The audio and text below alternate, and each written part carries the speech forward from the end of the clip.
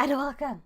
This is Brady West Mid Library, and today I'm not muted. Wonderful. I just needed to check. It's Treasure Island Day, but before that, you know the drill. On Sundays, it's 10,000 book check day. Hey everyone. Hello Rahel. Hello Jabba Hop. Hello Nimby. Welcome. Let me update my spreadsheet. Guess how much Teenage Mercenary I read this week? Far too much is the answer. I read chapters 100 to 120, and then 120 to 140, and then 140 to 160. Actually, specifically, I'm on 169. Hi, Nomasa's Phantom! Oh my god, Treasure Island Day, but the real treasure is the cutie sitting in front of me. Looks like a cat sitting on the computer. Ugh, that's true. I could never compare to a cat, let's face it. Like, it's a cat. That's 225, 226, 227, and 228. I swear I did read some actual books this week. I promise. I'm gonna put them on in a minute after I copy and paste all this into the Teenage Mercenary slot. There we go. I swear I read an actual physical book with paper and everything, not just an audiobook this week. And that was called The Princess of Convenient Plot Devices. That is the book I read. It's a light novel. And it's about a girl who gets teleported, who reincarnates into her favorite BL novel. She gets teleported into her favorite yaoi, and it's so problematic. Is it an autobiography? No, definitely not. I wouldn't want this situation. It'd be really awkward. You can't, it's a fantasy. BL is a fantasy. I mean, obviously, gay people exist, but yaoi is a very problematic thing because it's made for the female gaze and is very much fiction. Mame cryo. Sorry, I'm trying to make sure I spell the name right. So the author in the afterwards said that this pen name they use is their parents' cats' names combined. One is called Mane and one is called Hyoro.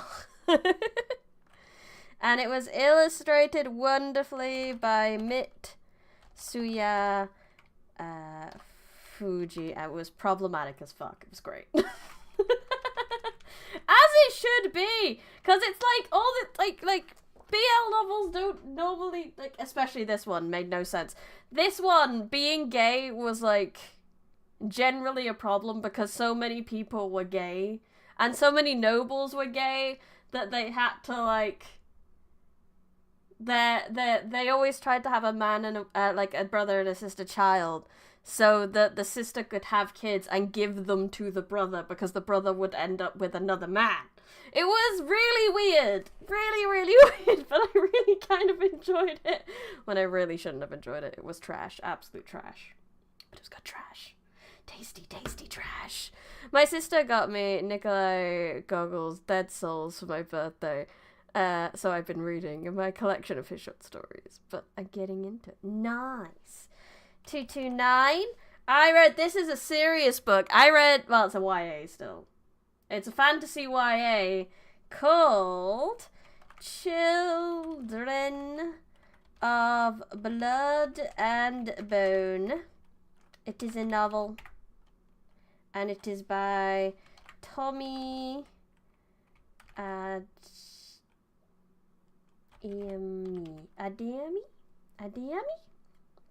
But basically, it is a fantasy YA with, I think it's like Nigerian mythology and stuff. So it was very good.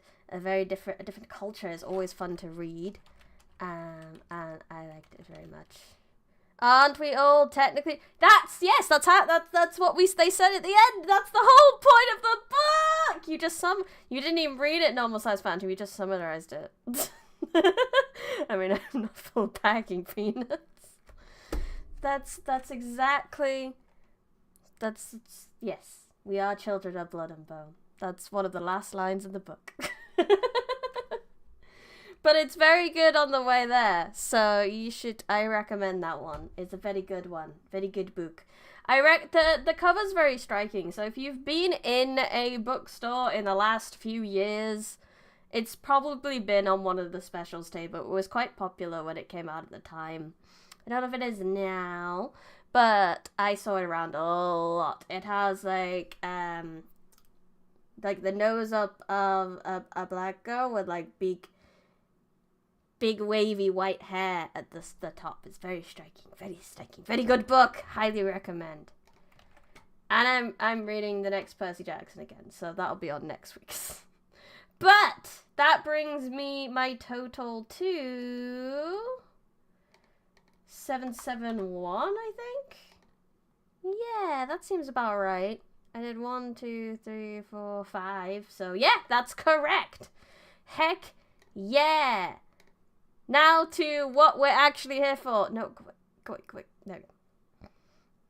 Thank you for your patience while I update my escape route from the library. Let me just have a quick cup of tea.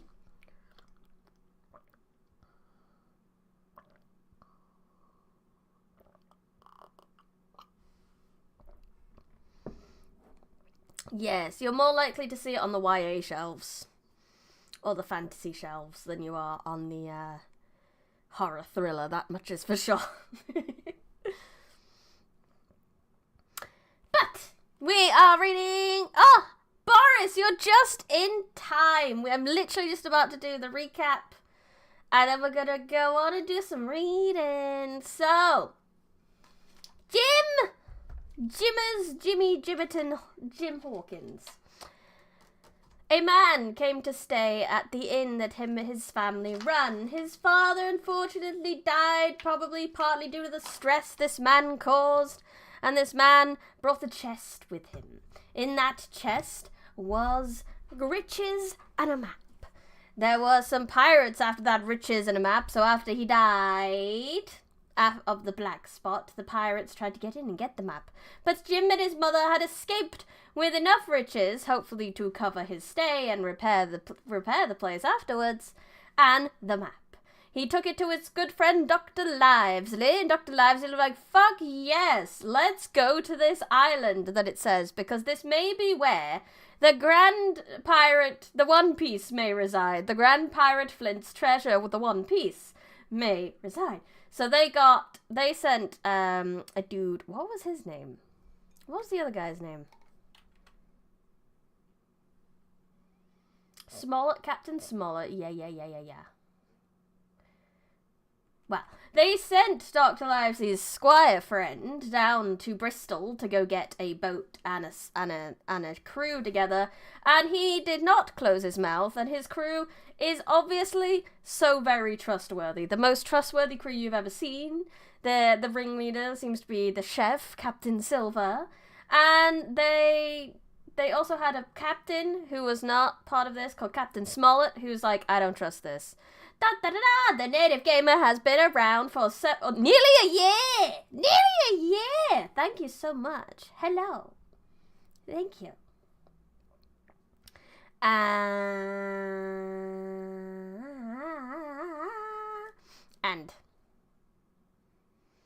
then they set off. And there was also the first mate, Arrow, but no one liked him and he fell off the boat and no one cared. After the dramatic scene of Arrow's death in Treasure Planet, it really took me off guard to find out in the book he was a drunk that no one liked who probably fell off the boat at night and literally no one cared. Anyway, Well, I've been around for a year and 2 months. You have been around for a year and 2 months, normal size fandom. That's crazy. You've been consistently enjoying my content. What have I done wrong? I mean, right. Thank you guys so much. I do appreciate that. Crazy. Crazy. Goes on forever. Right. I think I must have been at the top of this page, otherwise I would have highlighted where we were up to. So I'm just going to go from here. We had some heavy weather, which only proved the qualities of the Hispaniola, the boat, just for the record. Every man on board seemed well content, and they must have been hard to please if they had been otherwise. For it is my belief there was never a ship's company so spoiled since Noah put to sea. Double grog was going on the least excuse. There was duff on old days, as, for instance, if the squire heard it was any man's birthday, and always a barrel of apples standing broached in the waist for anyone to help himself that had a fancy. Never knew good come of it yet, the captain said to Dr. Livesey. Spoil forecastle hands make devils, that's my belief. But good did come of the apple barrel, as you shall hear, for had it not been for that, we should have had no note of warning, and might have perished by the hand of treachery. This was how it came about. We had run up the trades to get the wind of the island we were after. I am not allowed to be more plain, and now we were running down of it with a bright lookout day and night. It was about the last day of our outward voyage, by the largest computation, some time that night or latest before noon of the morrow, we should see sight of the treasure island. We were heading NSFW, south-southwest, and had a steady breeze abream, and a quiet sea. The Hispaniola rolled steadily, dipping her bowsprit now and then, with a whiff of spray. All was drawing alow and aloft. Everyone was in the bravest spirits because we were now so near an end of the first part of our adventure. Now, just after sundown, when all my work was over and I was on my way to my Yay! Oh, and I heard it! I set up my alerts to actually hear you. Thank you for following Hail Nukem Baby. I do not want to hail the Nukem Baby. Hey, baby. Thank you for the follow. What do you prefer, Hail, Nukem, or Baby? Look, confused you. Fat. I was on my way to the berth. It occurred to me that I should like an apple. I ran on deck. The watch was all forward, looking out for the island. The man at the helm was watching the luff of the sail, and whistling away gently to himself, and that was the only sound except the swish of the sea against the bows, and bows, it's technically bows. Hail, baby, Duke of Nukem. And around the sides of the ship. The man at the helm was watching the luff of the sail. I got bodily into the apple barrel and found there was scarce an apple left. But sitting down there in the dark, what with the sounds of the water rocking the movement of the ship, I had either fallen asleep or was on the point of doing so, when a heavy man sat down with rather a clash close by. The barrel shook as he leaned his shoulder against it, and I was just about to jump up when the man began to speak. It was Silver's voice, and before I heard a dozen words, I would not have shown myself for all the world, but lay there, trembling and listening, in the extreme of fear and curiosity, for from these dozen words I understood that the lives of all honest men aboard depended on me alone. Oh my. Silver? A traitor? Never! Silver's a great cook! Why would the cook ever be a traitor? He's a good guy. He's clearly a good guy. He clearly didn't let the black dog get away at any point. Obviously. He's fine. He's fine. Jim's just paranoid, obviously. What I Heard in the Apple Barrel, Chapter 11. Briny reads to me better than Skyrim. Heck yeah. I can read to you while you play Skyrim. That is also an option. Why not both?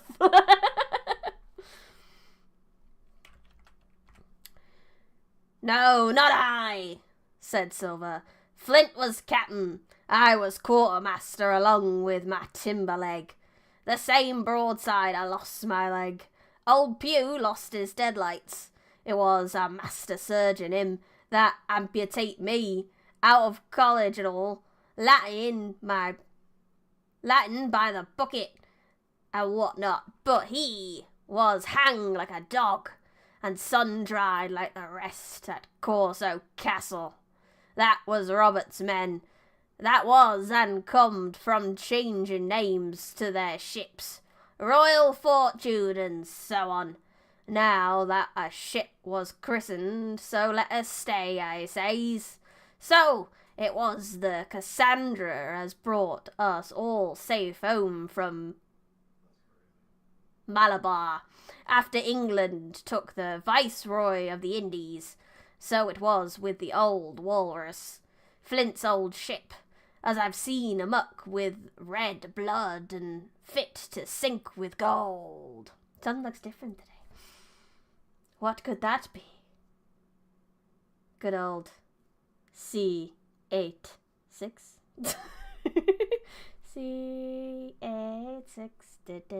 What? I'm just a cook. Wait, he's basically the original Under Siege. You play Dragon Ball. Mm-hmm. Yes, definitely. The slightly different glasses. Mm-hmm.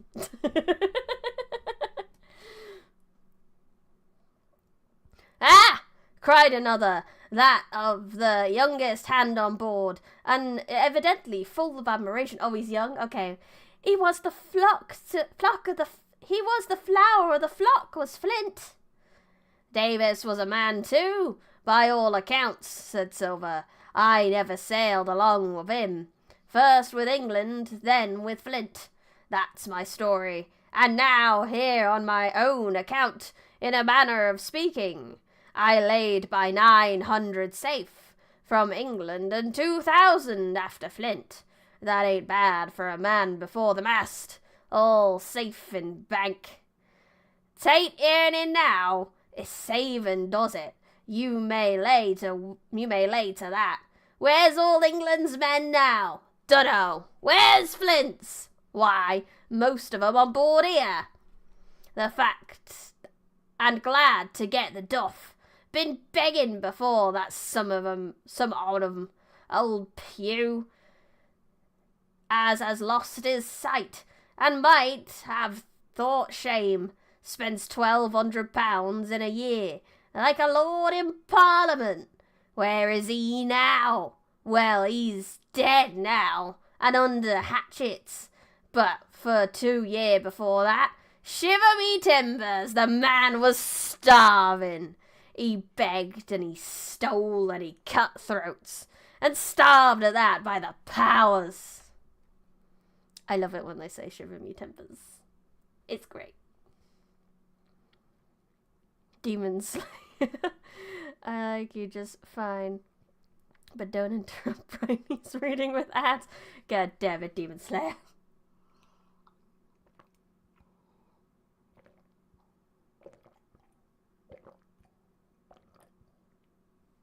Thank you for putting up with the ads, by the way.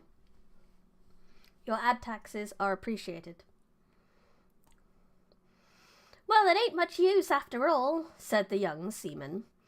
"'Tain't much use for fools. You may lay to it that nor nothing," cried Silver. "But now, look here. You're young, you are, but you're as smart as paint.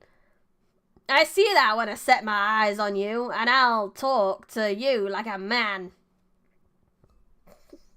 He's definitely a lot nicer to Jim, isn't he? You may imagine how I felt when I heard this abominable old rogue addressing another in the very same words of flattery as he used to myself. I think, if I had been able, that I would have killed him through the barrel. Meantime he ran on, little supposing he was overheard. "Here it is about gentlemen of fortune. They lives rough, and they risks swinging, but they eat and drink like fighting cocks. And then a cruise is done. Why, it's hundreds of pounds instead of hundreds of farthings in their pockets. Now the most goes for rum on a good fling, and to the sea again in their shirts. But now that's not the course I lay. I puts it all away, some here, some there, and none too much awares, by reason of suspicion. I'm 50, mark you. Once back from this cruise, I set up gentlemen in earnest. Time enough too, says you. But I've lived easy in the meantime. Never did I myself for nothing art desires, and slept soft and ate dainty all my days. But when at sea, and how did I begin? Before the mast, like you." "Well," said the other, "but all the other money's gone now, ain't it? You daren't show your face in Bristol after this." "Why, where might you suppose it was?" asked Silver derivatively. I can't understand ye all English enough. What's going on? Silver is claiming that he has saved all his money in offshore bank accounts. Basically. And he's trying to show off to a younger companion using the very same words he did to gain Jim's trust. So Jim is sus in a barrel right now. He's sitting there in the apple barrel next to them because he kind of fell in after trying to get an apple from it. And then Silver sat down and started doing this right next to the barrel. He doesn't know he's there. It's great. "At Bristol, in banks and places," answered his companion. "Ah, yes, storing your money in Swiss bank accounts, tales all this time. Set sail for the One Piece and all that. Yeah. "It were," said the cook. "It were when we weighed anchor, but my old missus has it all now. And the spyglass is sold, lease and goodwill and rigging, and the old girl's off to meet me. I would tell you where, for I trust you, but it make jealousy among the mates." "And you can trust your missus?" asked the other. "Gentlemen of fortune," returned the cook, "usually trust little among themselves, and right they are. You may lay to it, but I have a way with me. I have. When a mate brings a slip on his cable, one as knows me, I mean, it won't be the same world with old John. There was some that was feared of Pew, and some that was feared of Flint. But Flint, his own self, was feared of me. Feared he was, and proud. There was the roughest crew afloat, was Flint's. The devil himself would have been feared to go to sea with them. Well now, I'll tell you, I'm not a boasting man, and you've seen yourself how easy I keep company. But when I was quartermaster, lambs wasn't the word for Flynn's old buccaneers. Oh, you may be sure of yourself in old John's ship." "Well, I tell you now," replied the lad, "I didn't half a quarter like the job till I had this talk with you. John, but there's my hand on it now. I'm not a boasting man, he boasted boastfully. Yes, he did. I know. Passes a check. Yeah, I did do that. Yeah. Small drink.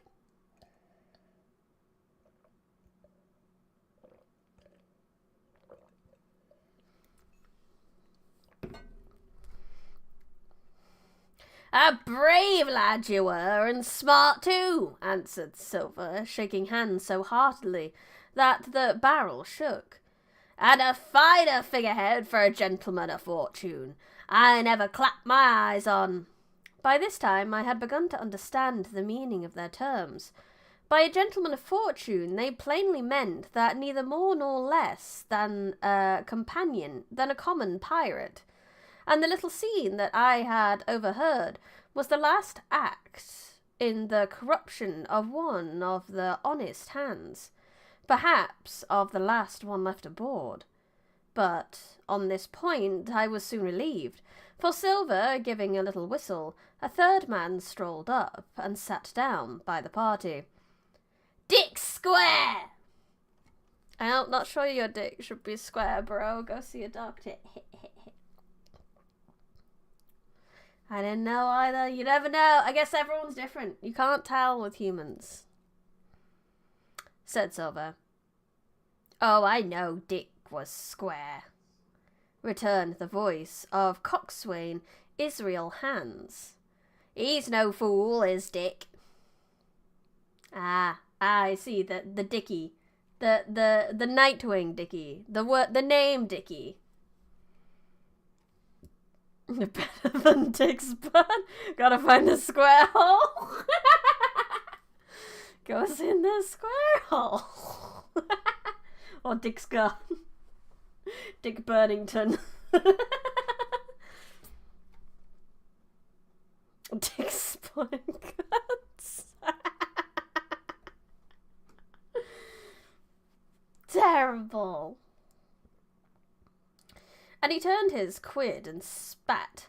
"But look here," he went on. "Here's what I want to know.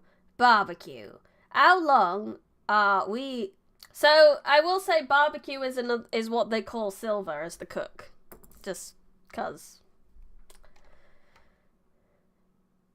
Dick inconsistency. How long are we going to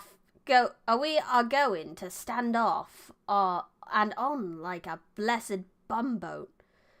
I've had enough of old Captain Smollett.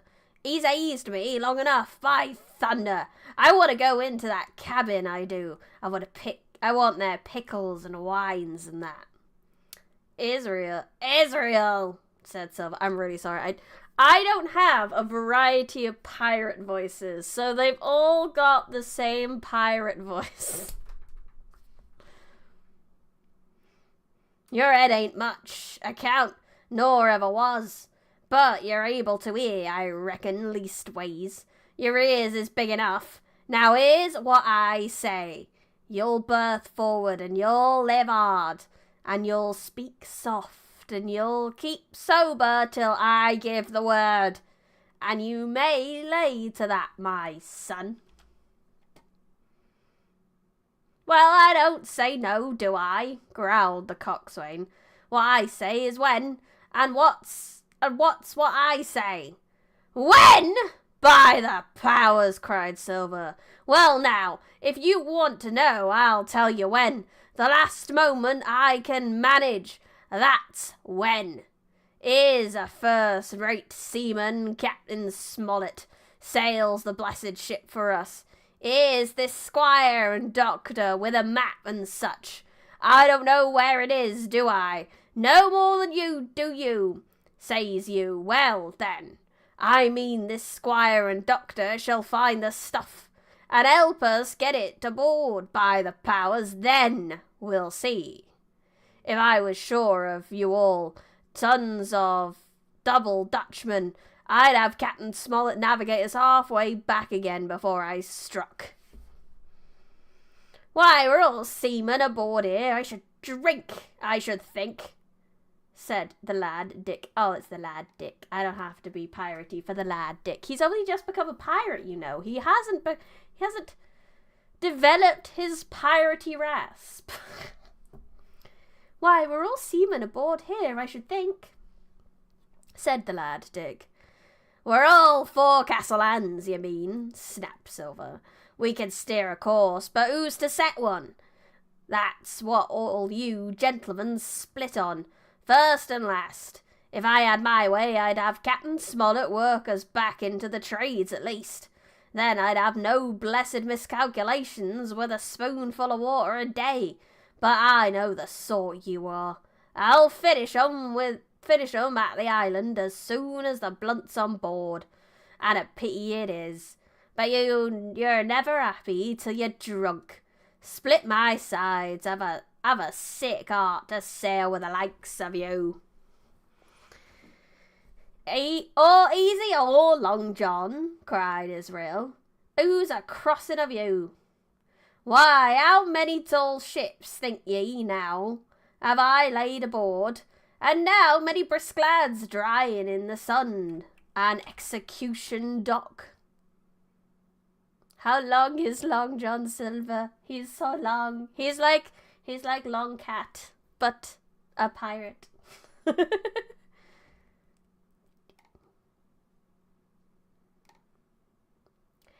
Cried Silver, and all for the same hurry and hurry and hurry, do you hear me? I seen a thing or two at sea, I have. If you wouldn't only lay on your course and pint to windward, you would ride in carriages, you would, but not you. I know you. You'll have your mouthful of rum tomorrow and go hang. It's more like a long meh. But a pirate. True. Everybody knowed you the kind of chaplain, John. But there's others as could hand and steer as well as you, said Israel. They liked a bit of fun, they did. They wasn't so high and dry now how, but took their fling like jolly companions, everyone. Isn't Long John Silver a fast food joint? Potentially. And it would have been named after this. Well, that makes sense, because he's a chef. He's the cook. That would make sense. He would make a restaurant called Long John Silver. So, says Silver, well, and where are they now? Pew was that sort, and he died a beggar man. Flint was, and he died of rum at Savannah. Ah, they were a sweet crew, they was. Only are they. But, Astic, when do we lay 'em award? What are we to do with 'em anyhow? There's the man for me, cried the cook admiringly. It is, and it's ass. The proper Long John Silver will be offended by it. They wouldn't be calling it barbecue. There needs to be a barbecue place called Long John Silver. I think I ate one of them before. It was kind of bad. Ugh. It was as if they had cooked it at sea. That's what I call business. Well, what do you think? Put 'em ashore like maroons?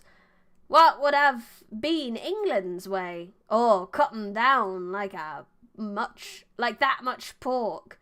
That would have been Flint's way? Or Billy Bones? Billy was the man for that, said Israel. Dead men don't bite, he says. Well, he's dead now himself. He knows the long and short of it now. And if ever a rough hand come to port, it was Billy. It was a fish place too? Oh, that makes so much sense. Because they're probably eating mostly fish. They're at sea. Right you are, said Silver. Rough and ready, but mark you here. I'm an easy man. I'm quite the gentleman, says you, but it's time it's serious. Duty is duty, mates. Hey, duty. I gave my vote death. When I'm in Parliament and ride in my coach, I don't want none of these sea lawyers in the cabin a coming home, unlooked for, like the devil at prayers. Wait is what I say, but when the time comes, why, let her rip. John, cries the coxswain, you're a man. You'll say so, Israel, when you see, said Silver. Only one thing I claim. I claim Trelawney. I'll wring his calf's head off his body with these hands, Dick. He added, breaking off, you just jump like a sweet lad and get me an apple to wet my pipe. Uh-oh, uh-oh, uh-oh. Which continent am I in? Europe? Europe, technically? You fancy the terror I was in. You may fancy the terror I was in. I should have leapt out and run for it if I had found the strength, but my limbs and heart alike misgave me. I heard Dick begin to rise, and then someone seemingly stopped him. The voice of Hans exclaimed, "Oh, stow that! Don't you get sucking on that blight, John. Let's have a go of some of the rum." Dick, stop the sucking. We love it. We love it. So silly. North America, it was a small town. The uni at my home region was almost as big, population-wise. Ah, nice. Oh, I missed Boris, your first message there, Boris. I was long gone silver at the last town I lived in. Refused to go and made fish sandwiches and fish and chips at home. That's fair. It sounds like it was shit, so that was the best choice. Dick, said Silver, I trust you. I've a gauge on the keg, mind. There's a key. If you fill a pankin and bring it up. Terrified as I was, I could not help thinking to myself that this must have been how Mr. Arrow got the strong waters that destroyed him. Dick was none but a little while, and during his absence Israel spoke straight on the cook's ear. It was but a word or two that I could catch, and yet I gathered some important news, for besides other scraps that tended to the same purpose, this whole clause was audible. Not another man of them'll join. Hence there was still faithful men on board. When Dick returned, one after another of the trio took the pannikin and drank one. To luck! With another with a "Here's to old Flint!" And Silver himself saying in a kind of sing-song, "Here's to ourselves, and hold your luff, plenty of prizes and plenty of duff." And here's little Jim just being like, "Oh, holy shit, we are going to die."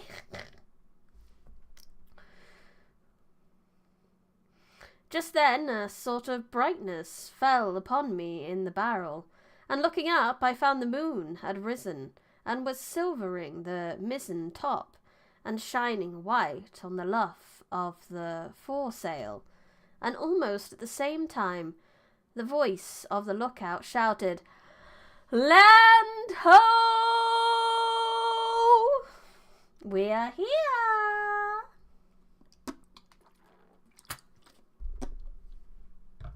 We made it. Jim and his still stink face. Da da da da da da da da da. I think that's a solid snake stuff. Council of War, Chapter 12. There was a great rush of feet across the deck. I could hear people tumbling up from the cabin and the forecastle and slipping in an instant outside my barrel. I dived behind the foresail, made a double towards the stern, and came out upon the open deck in the time to join Hunter and Dr. Livesey in the rush for the weathered bow. Correct. There, all hands were already congregated. A belt of fog had lifted almost simultaneously with the appearance of the moon. Away to the southwest of us, we saw two low hills a couple of miles apart, and rising behind one of them, a third and higher hill, whose peak was still buried in fog. All three seemed sharp and conial in figure. So much I saw almost in a dream. I had not yet recovered from my horrid fear of a minute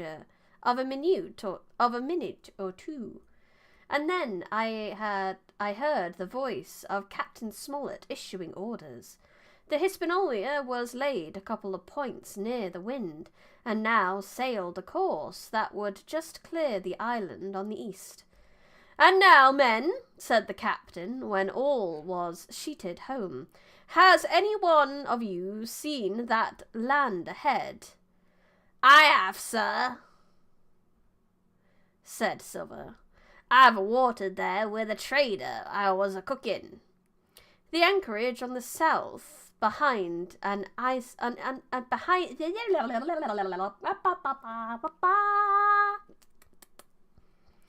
an anchorage on the south, behind the islet, I fancy, asked the captain. "Yes, sir. Skeleton Island, they calls it.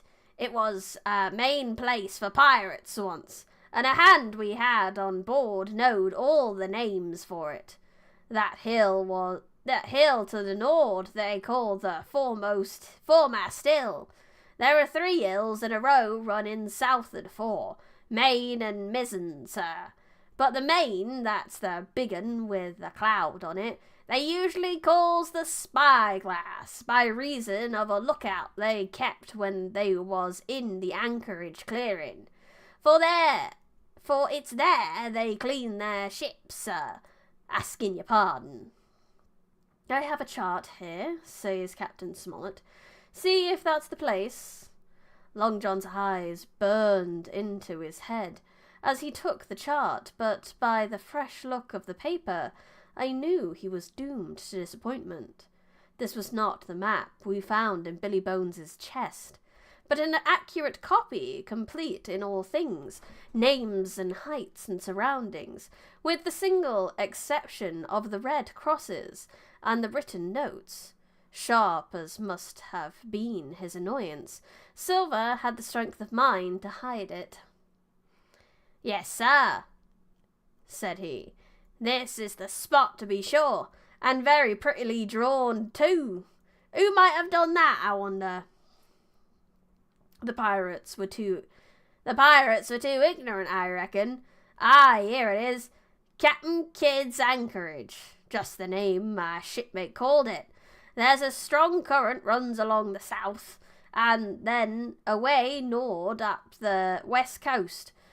Right you was, sir," he says, "to all your wind, and keep the weather of the island, lestways, if such was your intention, as to enter and careen, and there ain't no better place for that in these waters." "Thank you, my man," says Captain Smollett. "I'll ask you later to give us a help. You may go." Piss off. I was surprised at the coolness in which John avowed his knowledge of the island, and I own I was half frightened when I saw him drawing nearer to myself.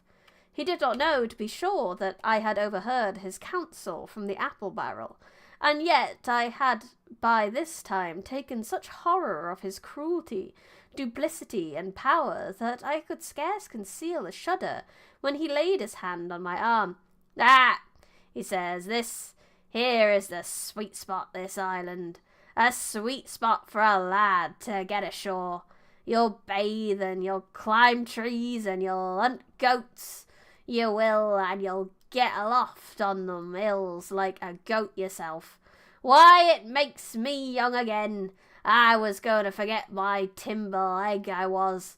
It's a pleasant thing to be young and have 10 toes, and you may lay to that. When you want to go a bit of exploring, you just ask old John, and he'll put up a snack for you to take along." And clapping me in the friendliest way upon the shoulder, he hobbled off forward and went below. Captain Smollett, the Squire, and Dr. Livesley were talking together on the quarter-deck, and anxious as I was to tell them my story, I durst not interrupt them openly. While I was still casting about my thoughts to find some probable cause, Dr. Livesley called me to his side. He had left his pipe below, and, being a slave to tobacco, he meant that I should fetch it. But as soon as I was near enough to speak, and not to be overheard, I broke immediately. "Doctor, let me speak. Get the captain and squire down to the cabin, and make them some pretence to send for me. I have terrible news." The doctor changed countenance a little, but next moment he was master of himself. "Thank you, Jim," he said quite loudly, and that was all I wanted to know, as if he had asked me a question. And with that he turned on his heel and rejoined the other two.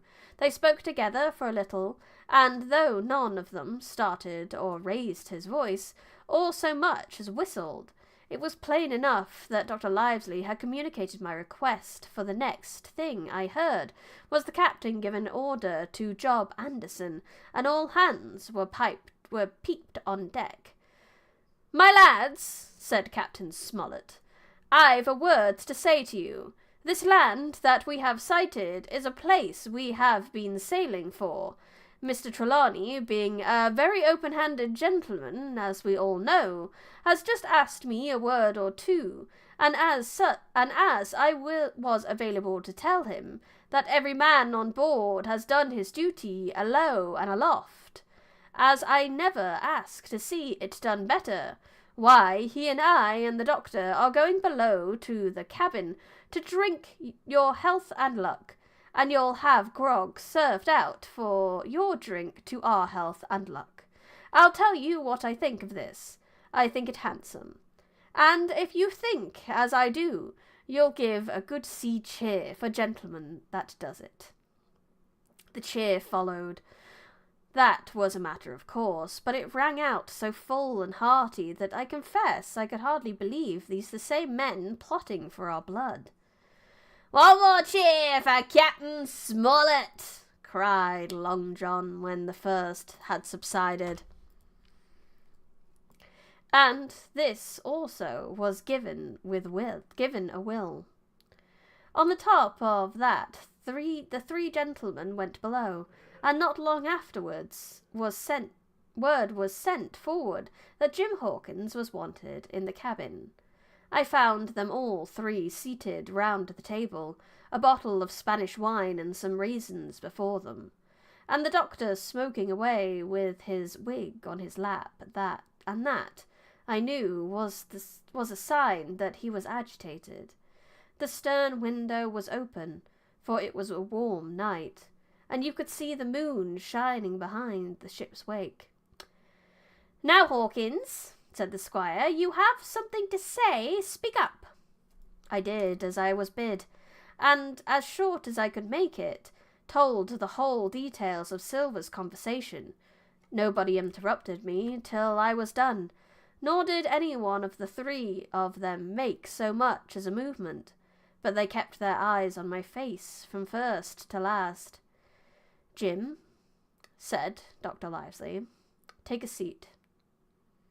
And they made me sit down at table beside them, poured me out a glass of wine, filled my hands with raisins, and all three, one after another, and each with a bow, drank my good health and their service to me, for my luck and courage. "Now, Captain," said the squire, "you were right, and I was wrong. I own myself an ass, and I await your orders." "No more of an ass than I, sir," returned the captain. "I never heard of a crew that meant to mutiny, but was shown signs before.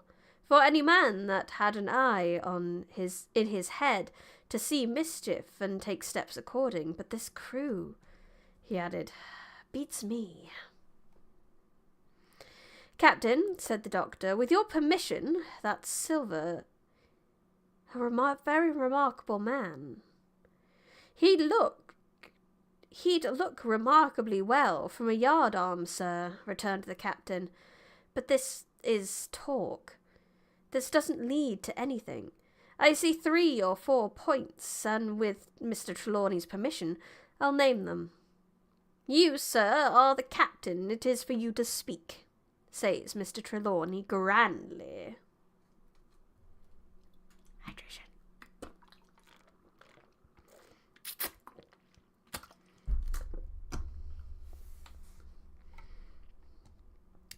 First point, began Smollett.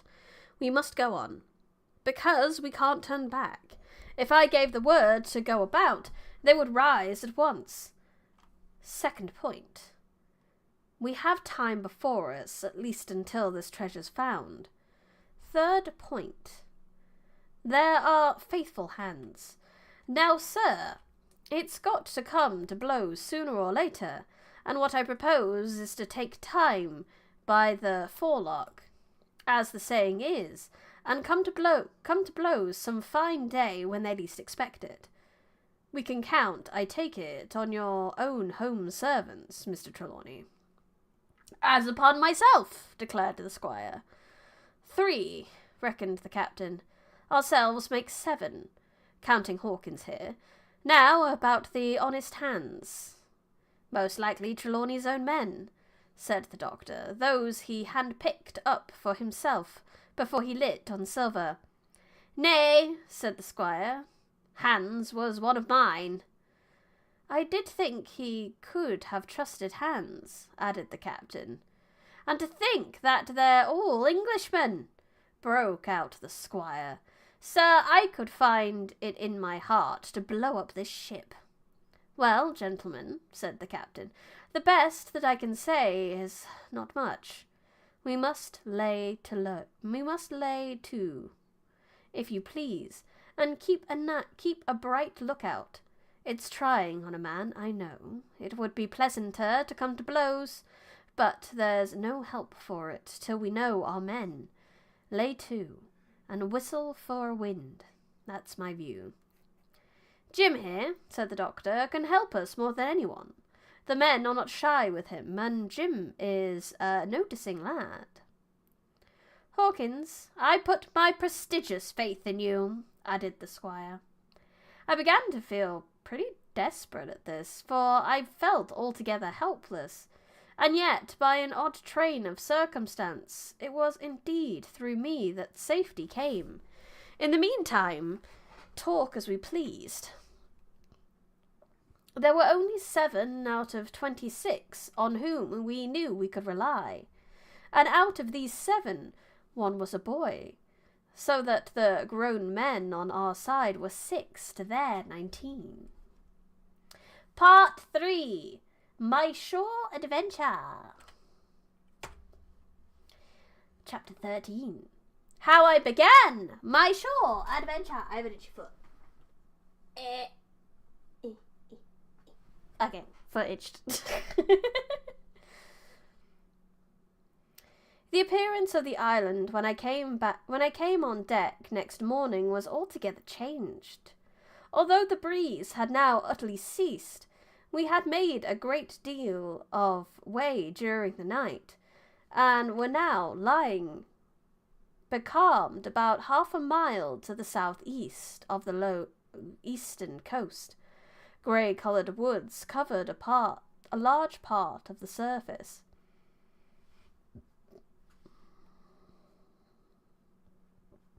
An even tint was indeed broken up by streaks of yellow sand, break in the lower lands, and by many tall trees of the pine family outtopping the others, some singly, some in clumps, singly.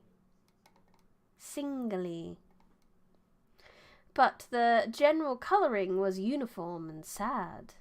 The hills ran up, clear above the vegetation, in spires of naked rock. All was strangely shaped, and the spyglass, which was by 300 or 400 feet the tallest on the island, was likewise the strangest in configuration, running up sheer almost every side, and then suddenly cut off at the top like a pedestal on to put a statue on. That's fascinating. That's a very strange rock structure you got there. That's a strange rock you got there. The Hispaniola was rolling scuppers under the ocean's swell. The booms were tearing at the blocks, the rudder was banging to and fro, and the whole ship creaking, groaning, and jumping like a manufactory. I had to cling tight to the backstay, and the world turned giddy before my eyes. For though I was a good enough sailor when there was way on, this standing still and being rolled about like a bottle was a thing I never learned to stand without a qualm or so, above all in the morning, on an empty stomach. Perhaps it was this, perhaps it was the look of the island, with its grey melancholy woods and wild stone spires and the surf that we could both see and hear foaming and thundering on the steep beach.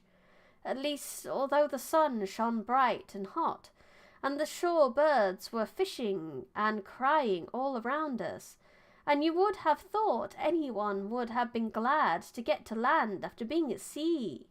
After being so long at sea, my heart sank, as the saying is, into my boots. And from the first look onwards, I hated every thought of Treasure Island. Roll credits. We had a dreary morning's work before us, for there was no sign of any wind, and the boats had to be got out and manned, and the ship warped 3 or 4 miles round the corner of the island, and up the narrow passage to the haven behind Skeleton Island. I volunteered for one of the boats, where I had, of course, no business. The heat was sweltering, and the men grumbled fiercely over their work. Anderson was in command of my boat, and instead of keeping the crew in order, he grumbled as loud as the worst. "Well," he said with an oath, "it's not forever." I thought this was a very bad sign, for up to that day the men had gone briskly and willingly about their business, but the very sight of the island had relaxed the cords of discipline. All the way in, Long John stood by the steersman and conned the ship. He knew the passage like the palm of his hand, and although the man in the chains got everywhere more water than was down in the chart, John never hesitated once. Oh, I need more hydration.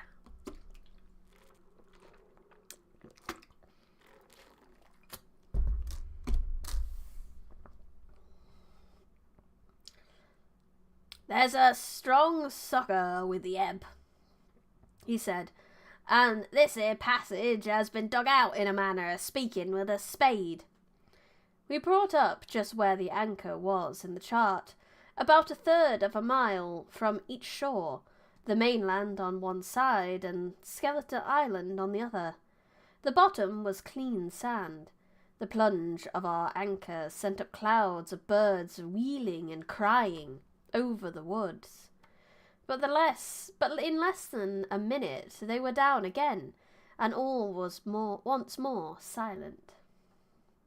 The place was entirely landlocked, buried in woods, and the trees coming right down to high water mark, the shores mostly flat, and the hilltops standing round at a distance in a sort of amphitheatre, one here, one there, 2 little rivers, or rather 2 swamps emptied out into this pond, as you might call it, and the foliage round that part of the shore had a kind of poisonous brightness. From the ship we could see nothing of the house or stockade, for they were quite buried among trees, and if it had been for the chart and if it had not been for the chart on the companion, we might have been the first that had ever anchored there since the island arose out of the seas. Oh no, not disco fever. There was not a breath of air moving, nor a sound but that of the surf booming half a mile away along the beaches and against the rocks outside. A peculiar stagnant smell hung over the anchorage, a smell of sodden leaves and rotting tree trunks. I observed the doctor sniffing and sniffing like someone tasting a bad egg. "I don't know about treasure," he said, "but I'll stake my wig there's fever here." If the conduct of the men had been alarming in the boat, it became truly threatening when they had come aboard. They lay about the deck, growling together in talk. The slightest order was received with a black look, and grudgingly and carelessly obeyed. Even the honest hands must have caught the infection, for there was not one man aboard to mend another. Mutiny, it was plain, hung over like a thunder cloud. And it was not only we of the cabin party who perceived the danger. Long John was hard at work, going from group to group, spending himself in good advice, and as, for example, no man could have shown a better. He fairly outstripped himself in willingness and civility. He was all smiles to everyone. If an order were given, John would be on his crutch in an instant, with the cheeriest "Aye, aye, sir," in the world. And when there was nothing else to do, he kept up one song after another, as if to conceal the discontent of the rest. Of all the gloomy features of that gloomy afternoon, this obvious anxiety on the part of Long John appeared the worst. We held council in the cabin. "Sir," said the captain, "if I risk another order, the whole ship'll come about our ears by the rum. You see, sir, here it is. I get a rough answer, do I not? Well, if I speak back, Pikes will be going in 2 shakes if I don't. Silver will see there's something under that, and the game's up. Now we've only one man to rely on." "And who's that?" asked the squire. "Silver, sir," returned the captain. "He's anxious, as you and I, to smooth things up. This is a tiff. He'd soon talk 'em out of it if he had the chance. And what I propose to do is to give him the chance. Let's allow the men an afternoon ashore. If they all go, why we'll fight the ship. If they none of them go." That is a sentence we would never grammatically do anymore.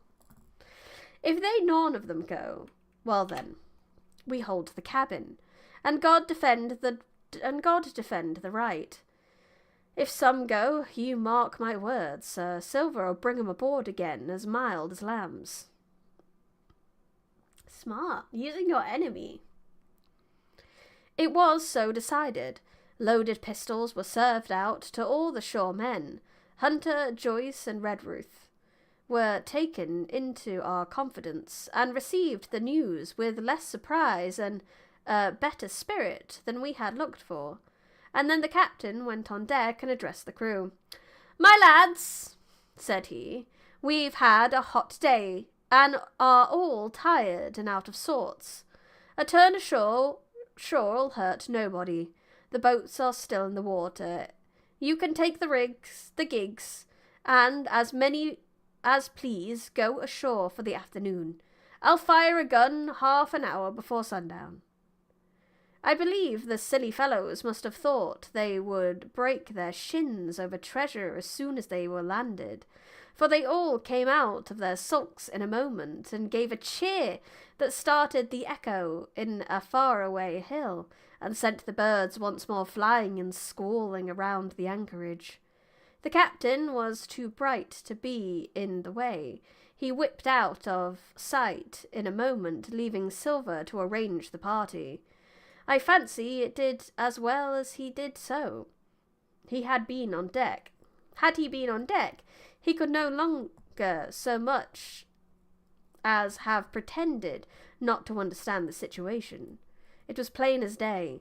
Silver was the captain, and a mighty rebellious crew he had of it. The honest Hans, and I was soon to see it, proved that there were such on board must have been very stupid fellows, or rather such the truth was this, that all hands were disaffected by the example of the ringleaders, only some more, some less, and a few, being good fellows in the main, could neither be led nor driven any further. It is one thing to be idle and sulk, and quite another to take a ship and murder a number of innocent men. Those fools, the greatest treasure is knowledge! Boards the forbidden library with my space pirate crew. No, you don't want to come here, especially not with a giant boat. You'll break all the books, and then you'll be in here for 10,000 years, reading 100,000 books, or you will never leave. It is. They did not speak how we do back then. They just have different sentence structures, evidently, and it's wild, absolutely wild.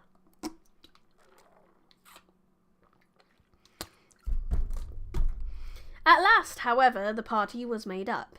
6 fellows were to stay on board, and the remaining 13, including Silver, began to embark.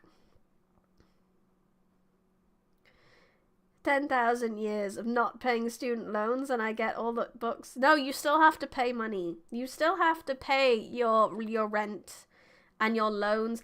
I'm trapped here. I still have to pay my mortgage, so you gotta do it too, unfortunately.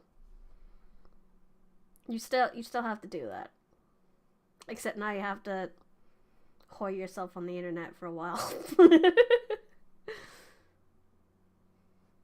VTube, I mean. Exactly. I'm sorry. You can't escape adult responsibilities in the library. It doesn't work. I do! Exactly! It's a punishment! It's not a good thing to be trapped here. You still have to pay your bills. It's stupid.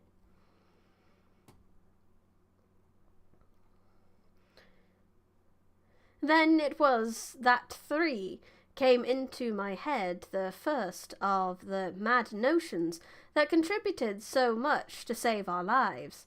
If 6 men were left by Silver, it was plain our party could not take and fight the ship. And since only 6 were left, it was equally plain that the cabin party had no present need of my assistance. It occurred to me at once to go ashore. In a jiffy I had slipped over the side and curled up in the foresheets of the nearest boat. And almost at the same moment, she shoved off. Who is Bill? Why do I have to pay him? He's an ass. Bill is an ass.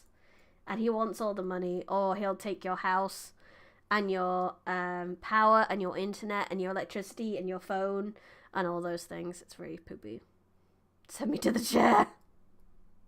The IRS does have people everywhere. For me, it's HMRC. That's kind of the British tax people. And yeah, they have people in the library. They have weird little elves that scurry around and make sure I'm paying my taxes. It's terrible. I don't want to pay my taxes. I'm not even in the UK. Or I say I am, but I'm not.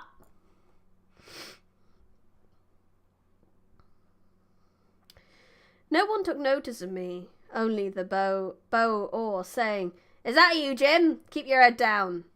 But Silver, from the other boat, looked sharply over and called out to know if that were me. From that moment, I began to regret what I had done. He'll take my wife and your kids. He will! He will! Bill will take all! I shall flee to the one place safe from capitalism, space! space! For now. You better run while you can, because the billionaires are looking at it. They like the idea of space. Speaking of space capitalism, I went to see Mickey 17. Good movie. But will make you a little bit sad about that sentence, Boris.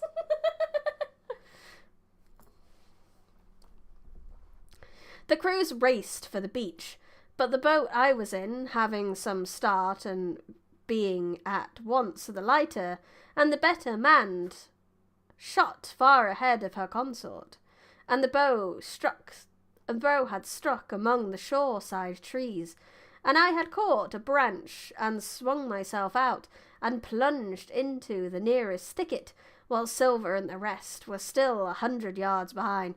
"Jim! Jim!" I heard him shouting, but you may suppose I paid no heed. Jumping, ducking, and breaking through, I ran straight before my nose till I could run no longer. I watched The Expanse. I'm hoping to make time to watch Mickey 17. It was good. I really liked it. It was a bit wild, but it was good. It has the most unwholesome, wholesome relationship I've ever seen. Chapter 14. The First Blow. I assume that means someone shot someone. I don't know. I was so pleased at having given the slip to Long John that I began to enjoy myself and look around me with some interest on the strange island I was in. I had crossed a marshy tract full of willows, bulrushes, and odd, outlandish, swampy trees, and I had now come out upon the skirts of an open piece of undulating, sandy country, about a mile long, dotted with a few pines and a great number of contorted trees, not unlike the oak in growth, but pale in the foliage like willows. On the far side of the open stood one of the hills, with two quaint, craggy peaks shining vividly in the sun. I also like the idea of billionaires in space, with their ships having tiny little holes poked in the hull so that they won't notice until it's too late. Robert Pattinson's really good at wholesome and unwholesome relationships. That's true! He's done a few of those now. First blow on his Long John. Totally not an innuendo. Oh my god, no.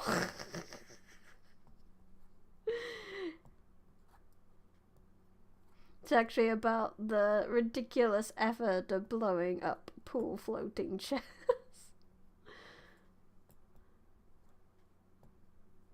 Who's blowing their Long John at this? I don't know what you guys are talking about. No one's blowing their Long Johns at this hour. My god. My god, get out of the gutter. It's dirty. Get out of there.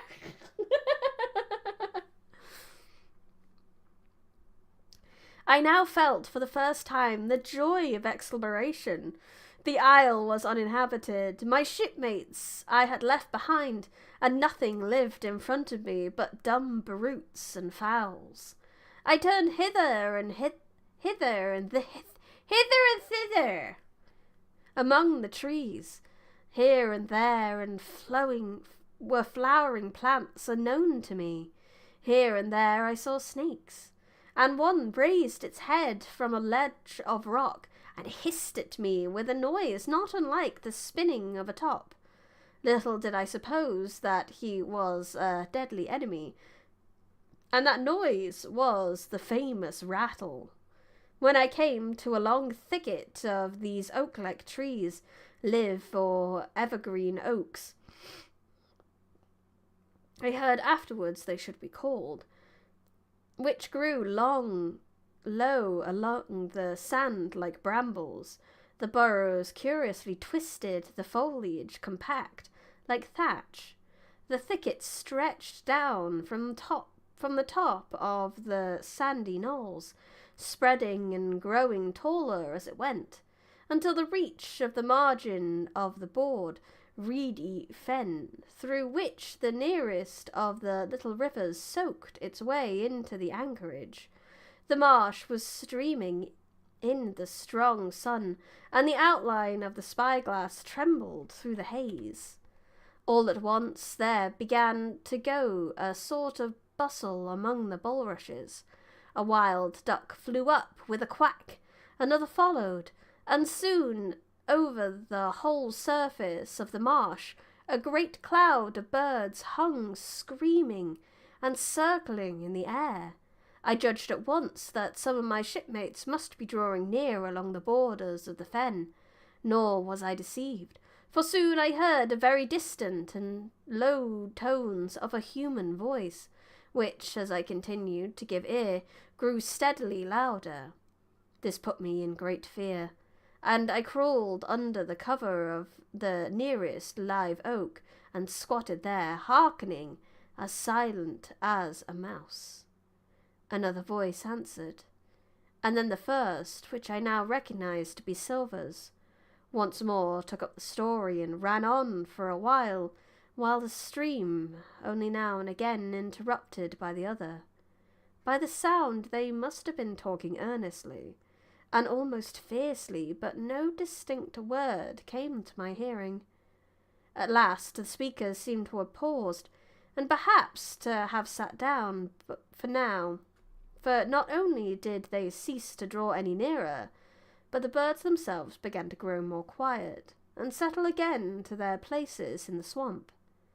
And now I began to feel that I was neglecting my business, that since I had been so foolhardy as to come ashore with these desperadoes, the least I could do was to overhear them at their councils, and that my plain and obvious duty was to draw as close as I could manage, under the favourable ambush of crouching trees.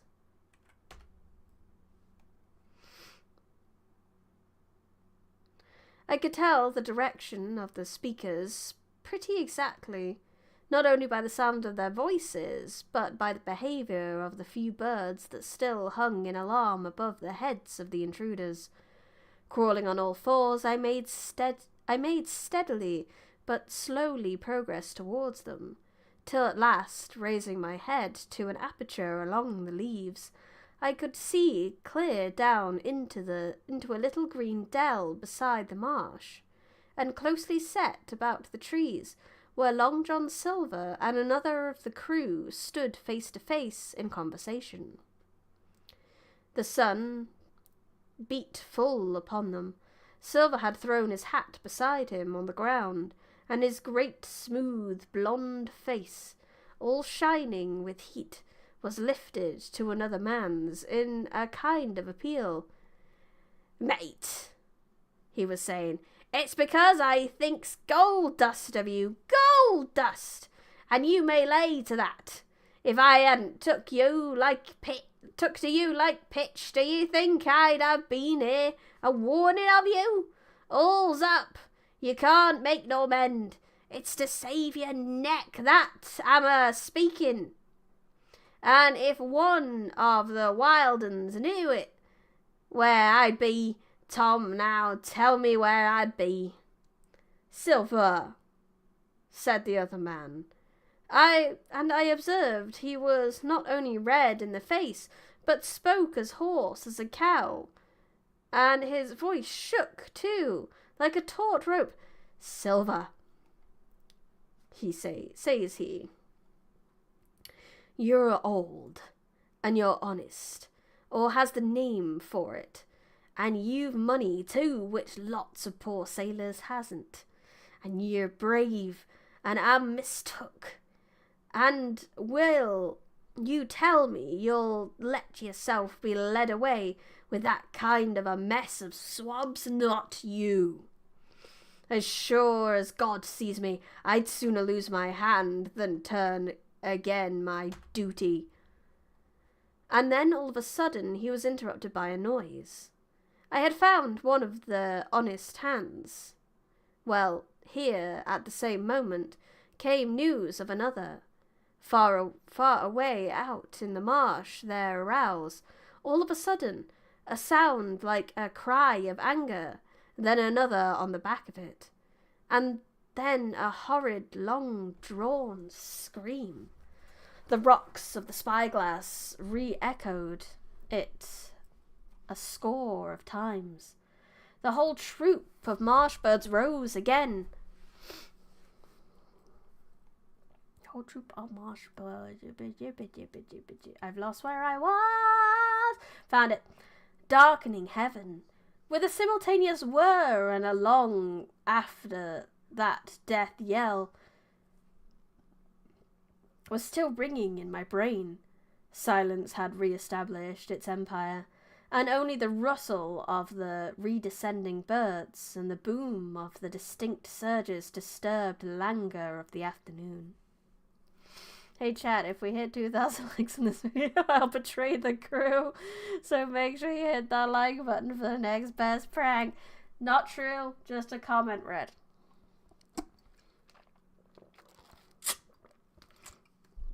Because, I mean, if I was going to betray the crew, I guess that'd be betraying you guys. I don't know how I'd betray you guys.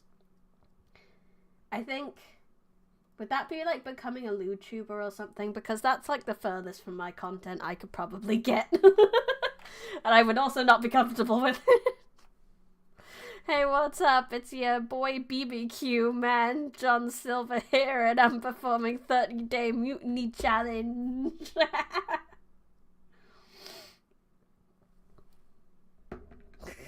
Exactly.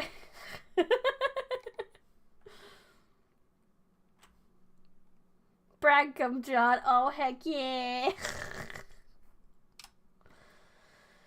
Tom had leapt at the sound, like a horse at the spur, but Silver had not winked an eye. He stood where he was, resting lightly on his crutch, watching his companion like a snake about to spring. John! Said the Silver, stretching out his hand. Hands off! Cried Silver, leaping back a yard, as it seemed to me, with the speed and security of a trained gymnast. YouTuber Bridie being like, right, lads, here's me ankle. We could do that now. I could YouTuber right now with that. Almost, lads, here's me ankles. Are you sure you're ready for this? Oh my god! No, I'm not taking my boots off. That's all the ankles you're getting. Absolute animals. Why would you want more than that? I do rap videos where she's just like, whoa, that's interesting. React video, yeah. Wow, that's cool.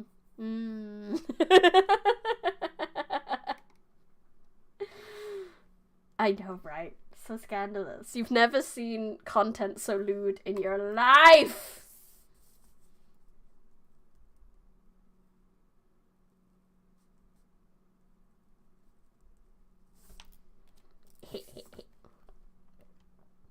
+18 filth. I know, I told you guys to get out of the gutter, and then I showed you my ankles, and then we're all back in the gutter now. It's just the way it is.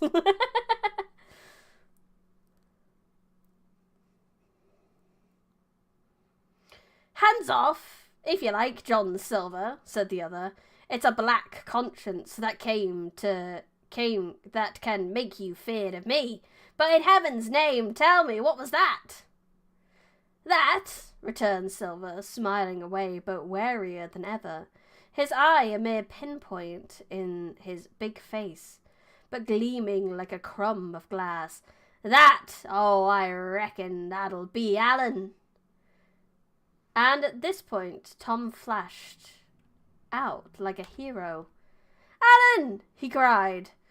Then rest his soul for a true seaman. And as for you, John Silver, long you've been a mate of mine, but you're mate of mine no more. If I die like a dog, I'll die in my duty. You've killed Alan, have you? Kill me too, if you can, but I defies you. And with that, his brave fellow turned his back directly on the cook, and was set off walking for the beach. But he was not destined to go far. With a cry, John seized the branch of a tree, whipped the crutch around his armpit, and sent that uncouth missile hurling through the air. It struck poor Tom, point foremost, with stunning violence, right between the shoulders and the middle of his back. His hands flew up. He gave a sort of gasp and fell. Did John Silver just impale a man with his crutch? Is that just what happened right now? What the fuck? Is Brady in chat 16th century Victorian aristocrats like books to eating people something? Yeah, I think we are. I think my streams have tapped into some sort of time wavelength nonsense, and we all are 16th century aristocrats. Mm-hmm.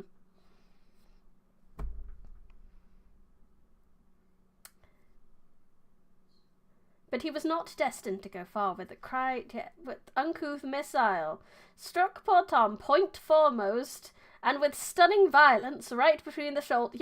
Yes, he impaled a man by yeeting his stick at me. I'm just imagining like an old man in the street doing. This is like what if old man Yamamoto from Bleach just stabs someone with his staff without having his actual sword out of the staff. He just fucking stabs someone with it. Crazy. Whether he were injured much or little, none could ever tell. Like enough to judge from the sound, his back was broken on the spot. No, he wasn't impaled. It's okay. His back was just broken. How quaint. This is how poor people stab people. How fascinating. Except the unlucky ones who got pressed into a merchant ship while coming back from a fancy restaurant. We don't talk about those ones. Silver Hour point DMC moves. But he had no time given him to recover. Silver, agile as a monkey, even without leg or crutch, was on top of him the next moment, and had twice buried his knife up to the hilt in that defenceless body. From my place of ambush, I could hear him pant aloud as he struck the blows. I do not know what it rightly is to faint, but I do not know what for the next little while. The whole world swarm away before me in a whirling mist. Silver and the birds and the tall spyglass hilltop going round and topsy-turvy before my eyes, and all manner of bells ringing and distant voices shouting in my ear. When I came again to myself, the monster had pulled himself together, his crutch under his arm, his hat upon his head. Just before him Tom lay motionless on the sward, but the murderer minded him not a whit, cleansing his blood-stained knife while upon a wisp of grass. Everything else was unchanged. The sun still shining mercilessly on the steaming marsh and the tall pinnacle of the mountain, and I could scarce persuade myself that the murder had actually been done, and a human life cruelly cut short a moment since before my eyes. Silver took the tavern brawler feat. He definitely did. Improvised oh my god, we have a picture of it. Jesus, look at him. He's so deranged looking. Oh my god. Awful. Sorry, Tom. Poor Jim. Jim had to see that.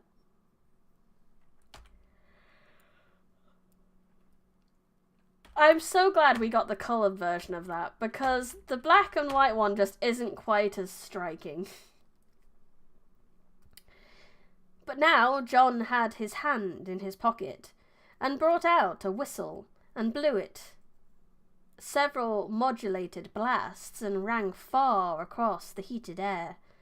I could not tell, of course, the meaning of the signal, but it instantly awoke my fears. Hashtag just pirate things. More men would be coming. I might be discovered. They had already slain 2 of the honest people after Tom and Alan. Might I not come next? Instantly I began to excoriate myself and crawl back again, with what speed and silence I could manage, to the more open portion of the wood. As I did so, I could hear hails coming and going between the old buccaneer and his comrades. And this sound of danger lent me wings. As soon as I was clear of the thicket, I ran as I never ran before, scarce minding the direction of my flight, so long as it led me from the murderers. And as I ran, fear grew and grew upon me until I turned into a kind of frenzy. Indeed, could anyone be more entirely lost than I? When the gun fired, how should I dare to go down to the boats among those friends, still smoking from their crime? Would not the first of them who saw me wring my neck like a snipe's? Would not my absence itself be evidence to them of my alarm, and therefore of my fatal knowledge? It was all over, I thought. Goodbye to the Hispaniola, goodbye to the squire, the doctor, and the captain. There was nothing left for me but death by starvation, or death by the hands of the mutineers. All this while, as I say, I was still running, and without taking any notice. I had drawn near to the foot of the little hill with the 2 peaks, and had got into part of the island where the live oaks grew more widely apart, and seemed more like a forest trees in their bearing and dimensions. Mingled with these were a few scattered pines, some 50, some nearer 70 feet high. The air, too, smelt more freshly than down beside the marsh, and here a fresh alarm brought me to a standstill with a thumping heart. 15. The Man of the Island.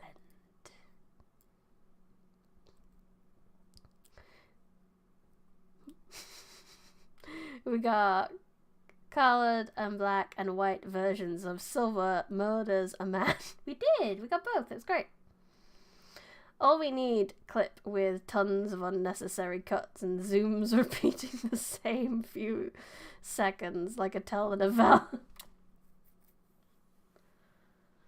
You forget the random slow-mos and speed-ups. Oh my god. I really want to watch a telenovela. The way you guys talk about them. I wanna watch these dramas unfold. It's like a Bollywood movie. I want to get around to watching a Bollywood movie at some point too. I know they're really long, but apparently they're dramatic as fuck, and I want to watch it.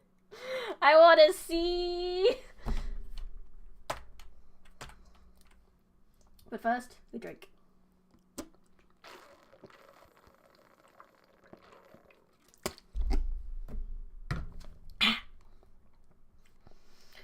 Chapter 15.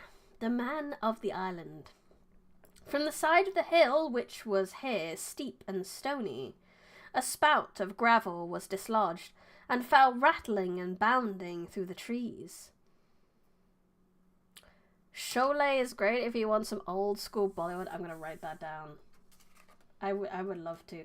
I want to read some stuff, like, not read, watch some stuff from other cultures stuff. I've seen some funny TikToks of, like, people taking the piss of Bollywood stuff, and I'd like to know how real it is!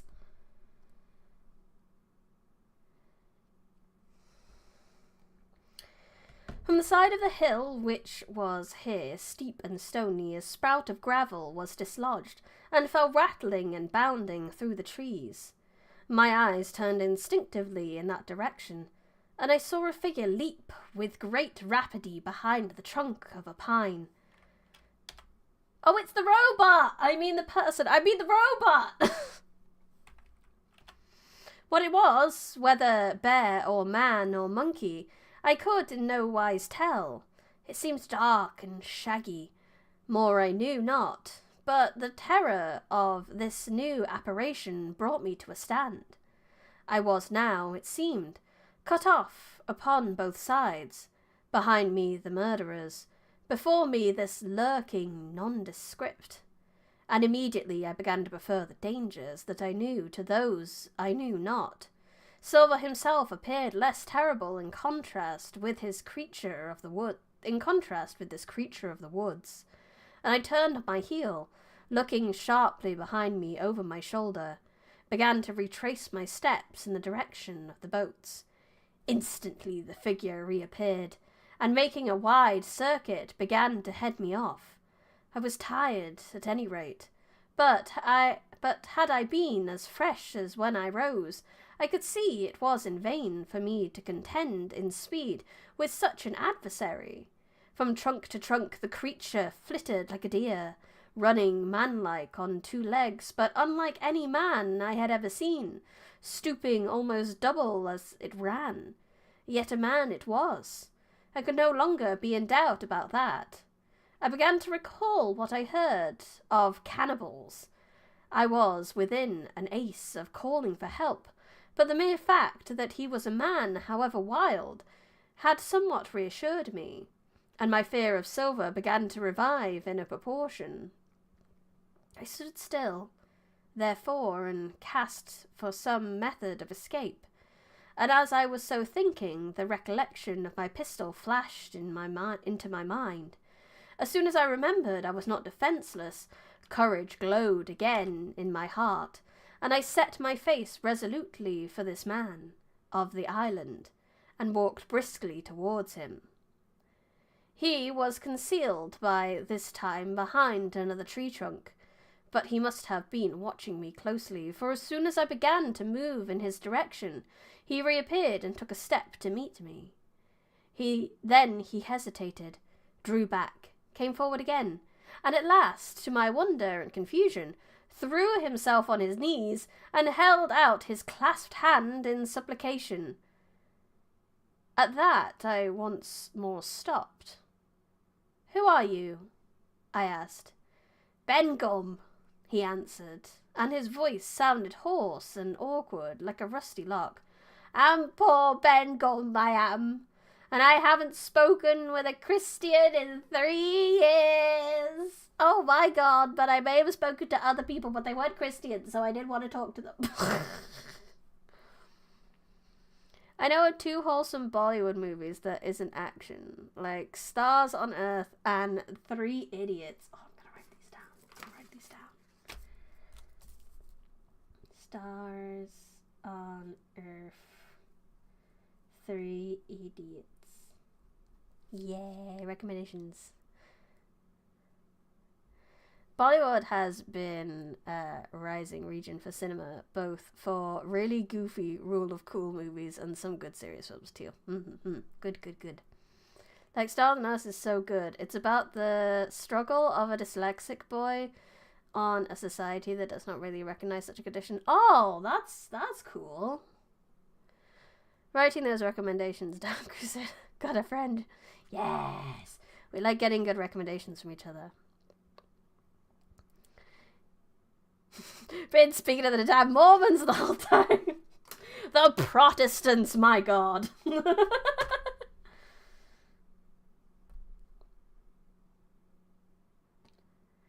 I'm poor Ben Gunn. I am marooned 3 years agone and lived on goats ever since then. The ecology is not what I expected of Treasure Island, because I think, like, in a lot of representations of this, we tend to get more tropical islands and stuff when it comes to piratey things, so it's funny to get an island that's more swampy and things. Bit less tropical. His name? Ben Gunn, yeah. Double N Gun. I think I've been saying gum, but I know gun. Definitely gun. I could now see he was a white man like myself, and that his features were even pleasing. His skin, wherever it was exposed, was burnt by the sun. Even his lips were black. and his fair eyes looked quite startling in so dark a face. Of all the beggar men that I had seen or fancied, he was the chief for raggedness. He was clothed with tatters of old ship's canvas and old sea-cloth, and his extraordinary patchwork was all held together by a system of the most various and incongruous fastenings, brass buttons, bits of stick, and loops of tarry gaskin. About his waist he wore an old brass buckle leather belt, which was the one thing solid in the whole accoutrement. 3 years? I cried. You were shipwrecked? Nay, mate, he said. Marooned. A white man named Ben Gunn. Is he American? Potentially. All we know is he's Christian.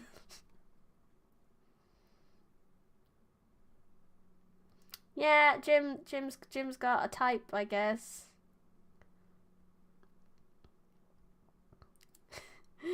Since you beggared, I could breathe for the first time. So moving on, yeah.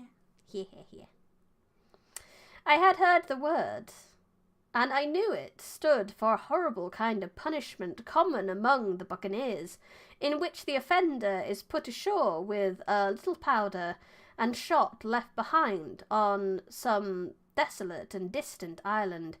Marooned 3 years agone, he continued, and lived on goats since then, and berries and oysters. Whenever a man is, says I, a man can do for himself. But, mate, my heart is sore for Christian diet. You might happen to have a piece of cheese on you now, do you? No? Well, many's the long night I've dreamed of cheese. Toasted, mostly. Woke up again, and here I were. Oh, woe is cheese! Admittedly, that is probably one of the foods I would. I mean, he's got goats. Could he not make goat's cheese? Clearly does not know the science. Not that I would either. I think churn it. That's how you get butter. You churn it for butter. What do you do to get cheese? This is why you couldn't isekai me. I don't know how to make anything useful. Cheese is very useful. If I ever get aboard again, said I shall have cheese by the stone. All this time he had been feeling the stuff of my jacket, smoothing my hands, looking at my boots, and generally, in the intervals of his speech, showing a childish pleasure in the presence of a fellow creature.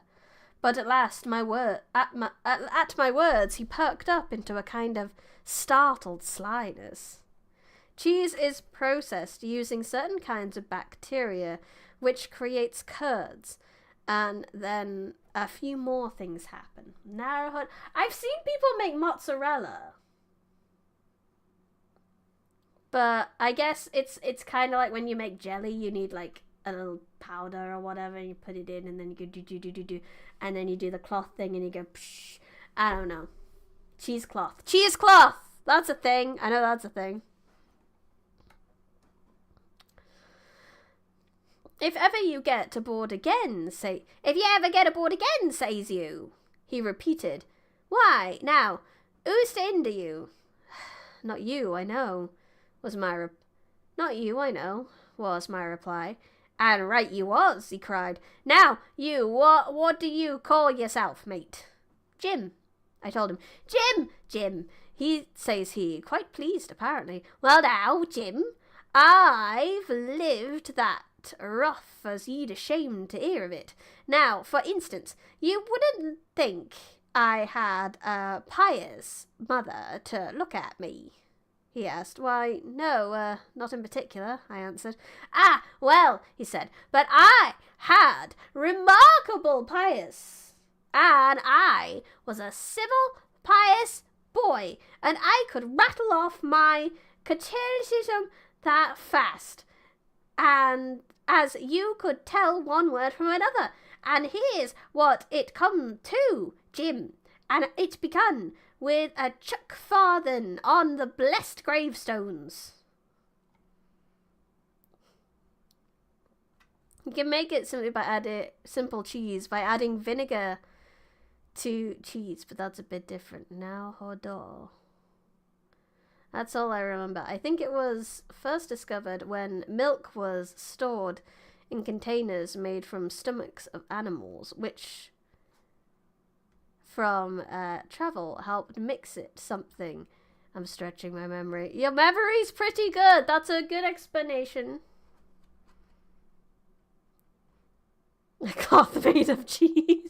No, cloth to like squeeze the cheese into cheese. Cloth to make the cheese. Cheesecloth. Squeeze. And then like liquid. And then inside not liquid. I don't know. Inside mozzarella.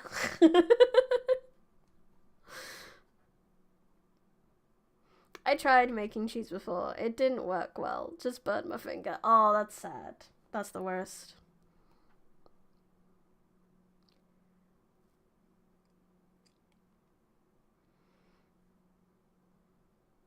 Where was I up to? Here you go. Blessed gravestones.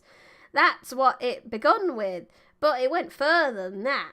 And so my mother told me and predicted the whole. She did, the pious woman. But it were Providence that put me here. I've thought it all out in this here lonely island, and I'm back on piety. You don't catch me tasting rum so much, and just a thimble for luck.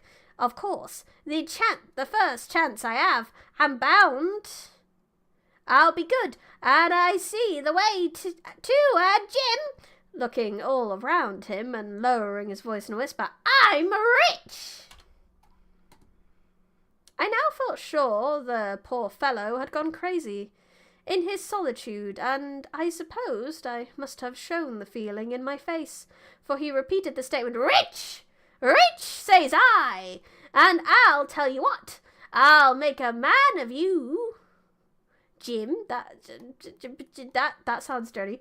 Ah, Jim, you'll bless your stars, you will. You was the first that found me.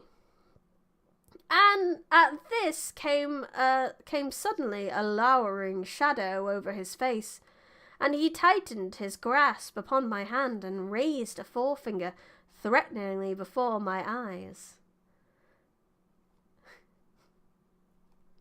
Now, Jim, you tell me true, that ain't Flint's ship? He asked. At this, I had a happy inspiration. I began to believe that I had found an ally, and I answered him at once. It's not Flint's ship, and Flint is dead.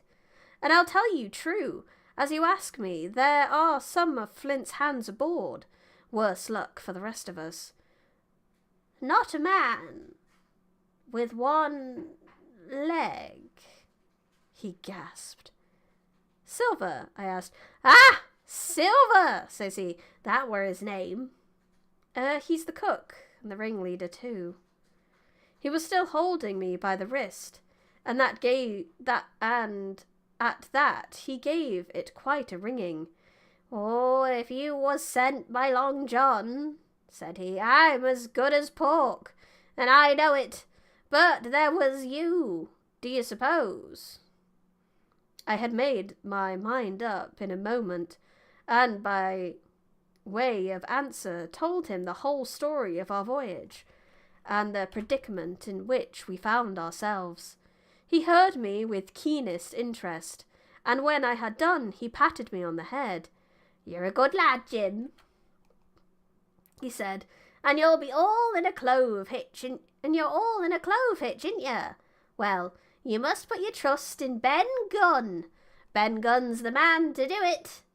Would you think it likely, now that your squire would prove a liberal-minded one in case of help, him being a clove hitch, as you remark? I told him the squire was the most liberal of men. Aye, but you see, returned Ben Gunn, I didn't mean giving me a gate to keep, and a suit of livery clothes and such. That's not me mark, Jim. What I mean is, would he be likely to come down on the tune of, say, £1,000 out of money? That's as good as a man's owed already. I'm sure he would, said I. As it was, all hands were to share. And a passage home? He added with a look of great shrewdness. Why, I cried, the squire's a gentleman, and besides, if we got rid of the others, we should want you to help work the vessel home. Ah! said he, so you would! And he seemed very much relieved. Now, I'll tell you what, he went on.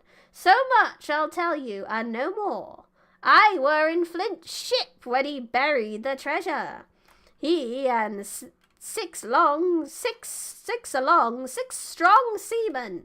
They was ashore night on a week, and us standing off and on in the old walrus.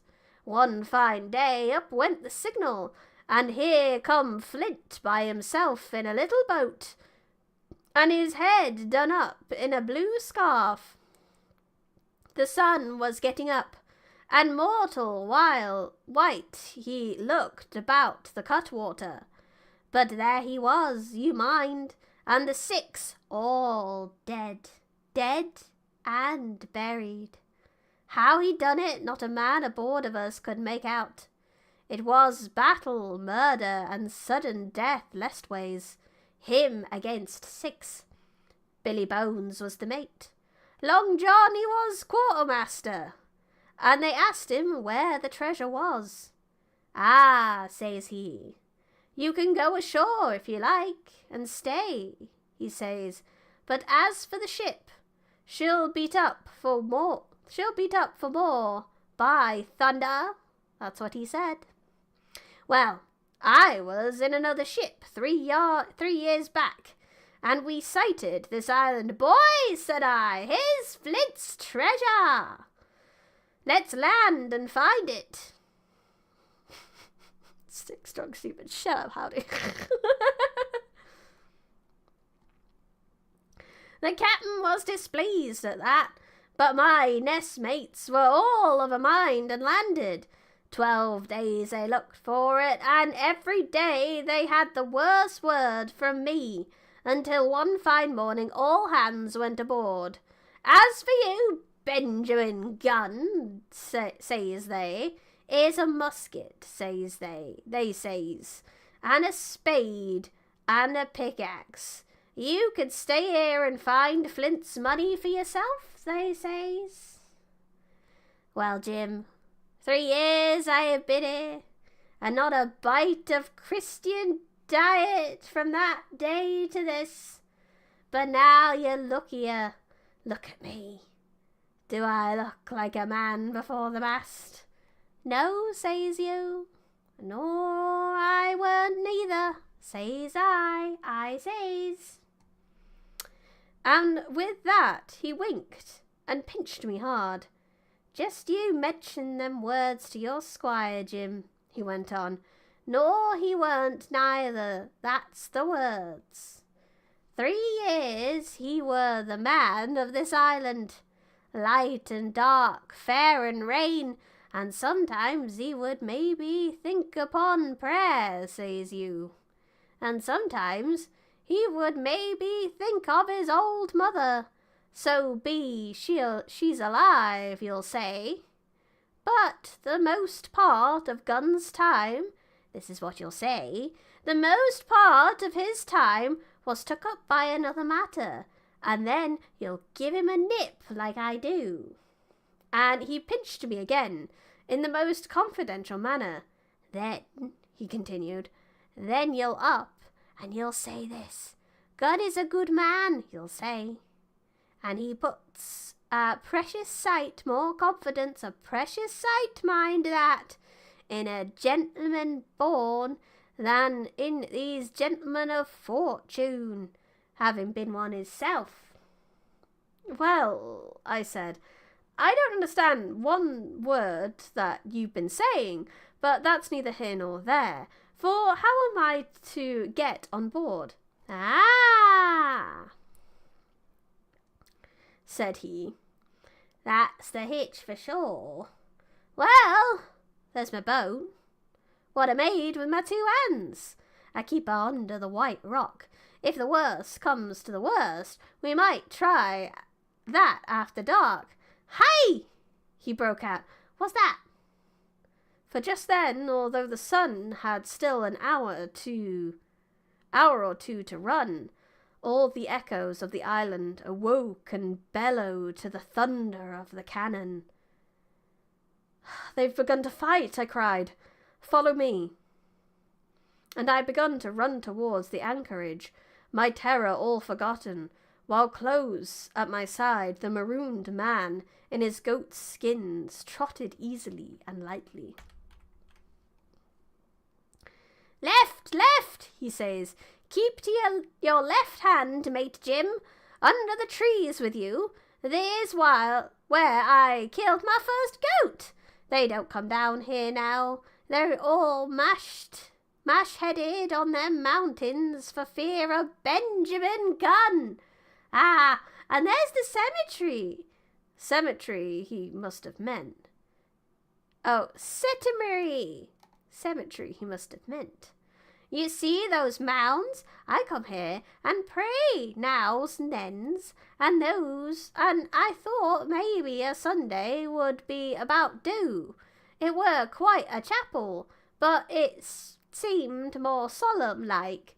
And then, says you, Ben Gunn was short-handed.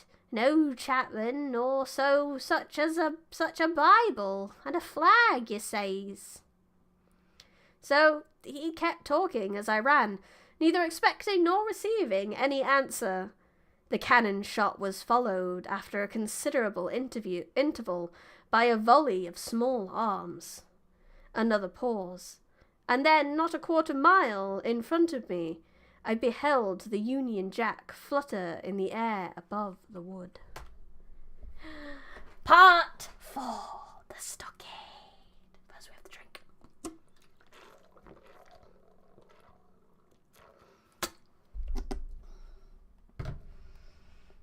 We're not even halfway through this book, which is crazy. All I can think about is him still talking like no one when you leave. Yes, he has NPC dialogue. I want a table of contents. So we just started part 4. Oh my god. So we've got part 4, The Stockade, part 5, The Sea Adventure, part 6, Captain Silver. So there's quite a lot to go. Like, the Disney movie had kind of, like, started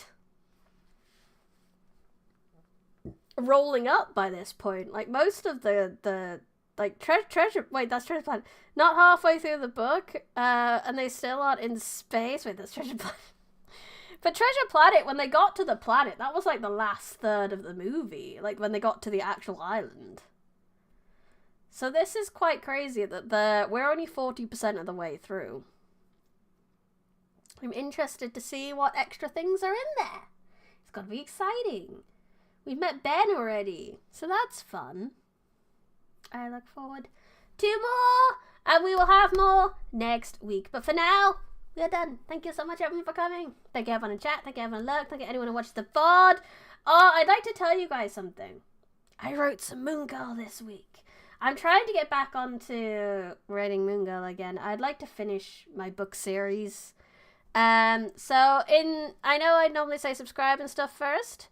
So if you're interested in reading Moon Girl and you'd like to do it in bite-sized chunks, if you join the Patreon, then I'm going to be posting chapters of Moon Girl 1 to Moon Girl 6 every month. So, I mean, it's literally cheaper to just go and buy them from Amazon or wherever you buy your ebooks.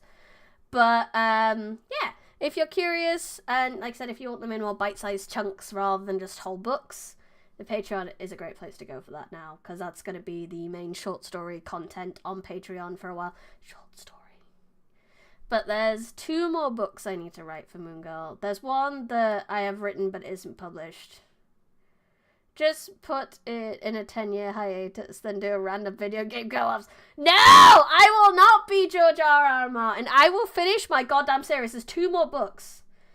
2 more. And I'm halfway through writing, like, maybe a third writing through the second to last book. And then 1 more.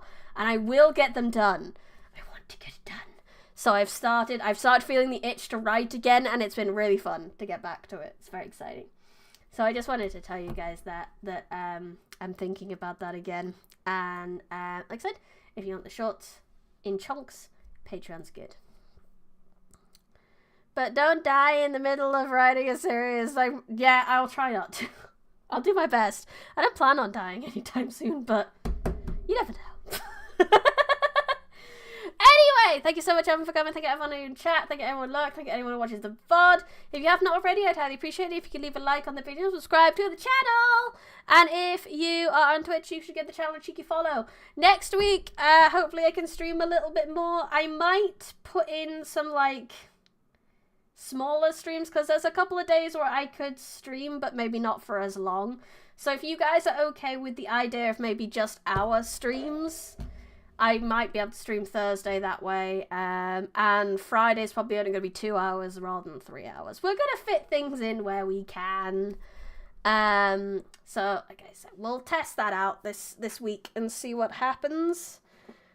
I'm hoping once we get nonary and or sorcery done, I can go back to doing maybe some game dev and stuff, but because my stream schedule's so iffy, I wanted to get at least one of the games out the way, and then I can do some more stuff. It's fine. Okay, I will just do it as and when I can then. Like I said, hopefully my schedule doesn't tend to change midweek, so my weekly schedule should be pretty reliable. It just might not be the same every single week like the last few weeks now. But thank you for bearing with me on that. Thank you for sticking around regardless. I really appreciate it. No problem. I'm really glad you enjoy these streams. This is probably my most important stream. Like I said, it's the aesthetic of the channel. We like to read. I want to read, and it's good. So if you would like to support me in the monetization-y way, you've got YouTube membership, where you can get emotes, exclusive streams, Discord channel, and merch discounts. You have the Patreon, which I've already spoken to you about, so that's fine. You've got the Kofi, where if you like my emotes, I could draw some for you. You can commission me to draw some for you. And there's small audiobooks in the shop. Last but not least is my merch store, where you can get ebooks, first edition copies of books that I've written, crochet potatoes, a notebook, some stickers, and a pillow. So go check out all the links in the description, and I will see you tomorrow, probably for some more sorcery. But for now, I had fun. I hope you had fun. This has been Brandon Smith, Land of Bid Library. Goodbye.